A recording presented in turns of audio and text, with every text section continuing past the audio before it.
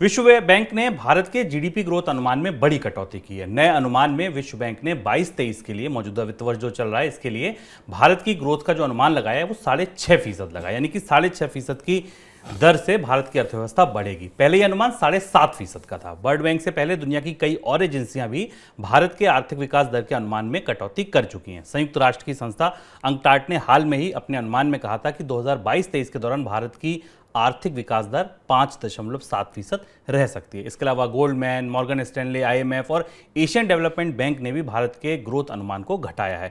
भारतीय reserve bank ने भी ग्रोथ अनुमान 7.2% से घटाकर 7% किया था। ये सभी एजेंसियां भारत के सामने महंगाई को बड़ी चुनौती मान रही हैं। सर, विकास दर के अनुमान लगातार गिर रहे हैं, चाहे आप घरेलू एजेंसियां देखिए, खुद बैंक रिजर्व बैंक देखिए या विदेशी एजेंसियां देखिए, क्या मतलब है इसका? दो तीन बड़ी चीजें यहां से निकलकर सामने आ रही हैं और हमने मनी सेंट्रल में जब चर्चा की थी उस समय संकेत दिया था कि भारत की आर्थिक विकास दर के अनुमान, अगर आप जो मौजूदा आंकड़े उन्हें करीब से देखें और पढ़ने की कोशिश करें तो वो 7% से नीचे के रहेंगे। और अब विश्व बैंक ने तीसरी बार, इस साल में ये तीसरी बार भारत के आर्थिक विकास दर के अनुमान में कटौती की और शायद हाल फिलहाल के वर्षों में पहली बार ऐसा हुआ जब 3 बार भारत के आर्थिक विकास दर के अनुमान को अंतर्राष्ट्रीय एजेंसियों ने बदला है। सबसे ज़्यादा कमजोर अनुमान अंकटाड का है जो कि 6% से नीचे का है और नोमुरा का है 5.5% के आसपास का।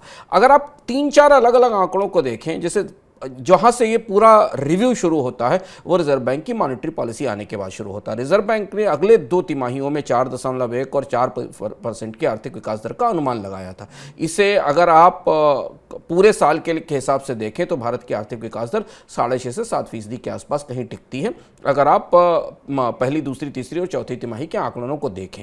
यानी भारत का रिजर्व बैंक त्योहारी मौसम के बावजूद, तमाम कोशिशों के बावजूद भारत की आर्थिक विकास दर बमुश्किल 7% पहुंचने की बात कह रहा है। यहाँ 2 बड़े बदलाव हुए हैं पिछले 3 महीने 2 महीने के भीतर। सबसे महत्वपूर्ण बदलाव हुआ है कि हर एजेंसी को ये लग रहा है कि महंगाई पर नियंत्रण की जो भी कोशिशें की जा रही हैं उनके नतीजे या उनका फलित आने में लंबा समय लगेगा। और वो महंगाई जो अभी कई तरह से खाद्य महंगाई के तौर पर, इंपोर्टेड इन्फ्लेशन के तौर पर भारतीय अर्थव्यवस्था को बुरी तरह जकड़े हुए है और उसे तपा रही है, ये इस साल की आर्थिक विकास दर पर भारी पड़ेगी। दूसरी चीज़ है कि अगर आप क्वार्टर एंड क्वार्टर भी विकास दर के आंकलनों को देखें करीब से तो आपको दिखाई देगा कि भारत की अर्थव्यवस्था में अभी इस पूरे साल कई साल दो तिमाहियों में बहुत बड़ी विकास दर नहीं दिखाई दी, उत्पादन की वृद्धि दर नहीं दिखाई दी, जिसको कि हम कोविड के पहले के आकलन से तुलना करें। जैसे कि अगर आप पिछले 2 तिमाहियों की बढ़ोतरी ही देखें तो कोविड से पहले के उत्पादन स्तर से थोड़ी ही ज़्यादा बढ़ोतरी दिखाई देती। और तीसरी और आखिरी बात, भारत की अर्थव्यवस्था को पिछले 2 साल के दौरान सबसे बड़ी मदद निर्यात से मिली थी। भारत में जीडीपी में निर्यात का हिस्सा करीब 21% के आसपास हो गया था, क्योंकि घरेलू उत्पादन और डिमांड नहीं थी। मेरे पास जो आंकड़े खुले हुए हैं बता रहे हैं कि भारत में जीडीपी में निर्यात का हिस्सा 21-22 में 21.5% हो गया था, जो उससे पहले करीब 18.8% था।